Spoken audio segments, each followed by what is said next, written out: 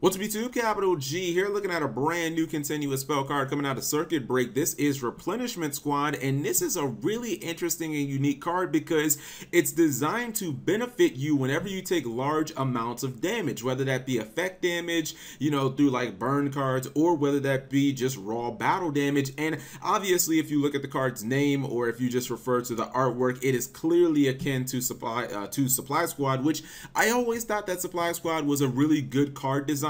I think that it is just a very fair card. I think one of the reasons that Supply Squad never really took off in the competitive meta, like it's all a little bit of play right after Duelist Alliance came out. People tried to use it in Yang Zings. People tried to splash it into Burning Abyss because BA didn't actually have a lot of cards in the archetype. But I think one of the reasons that people were kind of turned off by Supply Squad was the fact that it was kind of slow. And even though a lot of times you would see people eventually net like 2 to 3 cards off of this, which is a +1, +2, definitely good. It's just kind of how long it would take them to get the amount of cards that they wanted to get out of Supply Squad, waiting around multiple turns, and it being that once per turn really hurt Supply Squad. But Replenishment Squad actually doesn't have that once per turn built into it, so it's really interesting. And let's go ahead and look at the card and see some of the possible applications, and then I'll discuss a little bit more of my thoughts when it comes to this card. So it's a continuous spell. It says if you take 1,000 or more damage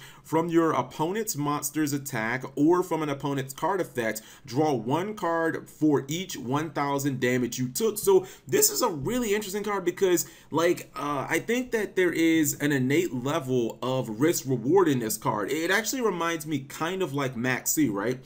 Obviously you can draw potentially like 7 cards off of this in one turn, and that is utterly ridiculous. That is 6th sense level shit, but you'd be taking 7,000 damage.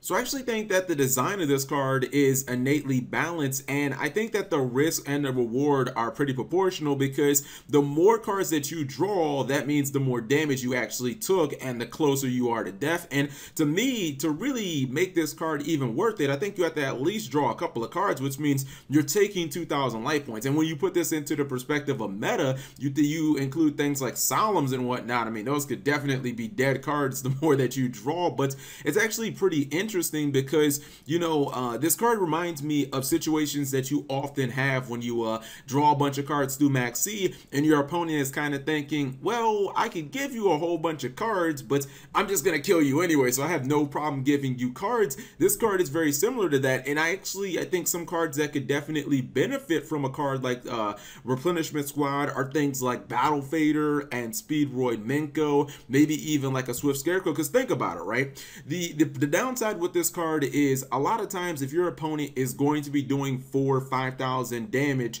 which would basically give you a new hand, chances are your opponent's just going to say, screw it, that's fine, you get your 5 cards, I'm just going to kill you, so you're not going to be able to ever use those cards.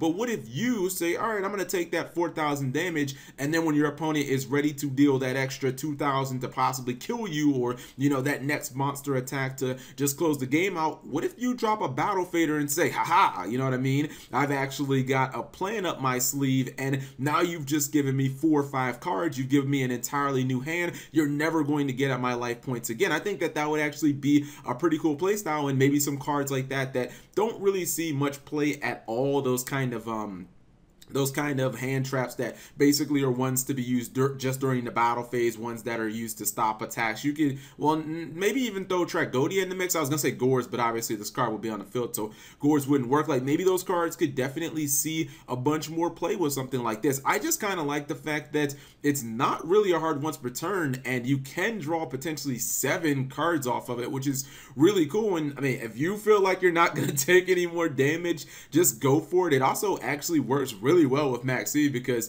the more cards that you're drawing before the battle phase, then obviously the more likely it is that you're going to have like that Swift Scarecrow or that Battle Fader or something like that that can actually just stop an attack. So will this card actually see play? I don't think so, because I think that you just have to kind of build a deck around it, or you have to build in, like, you'd have to play this and side a whole bunch of like anti-get OTK cards. I think that maybe you could potentially play this against a deck like Chain Burn, since they don't run, or I guess any burn deck, since they run like absolutely no spell and trap removal, and then maybe those cards that you draw off of this could actually end up being some anti-burn cards, and you know, maybe you got like a Prime Material Dragon or some other weird stuff that ends up, you know, helping you beat them, like a Denko Sekka or something like that. But I definitely do think the card design is kind of fun, and it would give you ways to just use some cards that have not been played in a long time. So guys, what do you think of Replenishment Squad? Whatever you guys believe, leave it in the comment section below.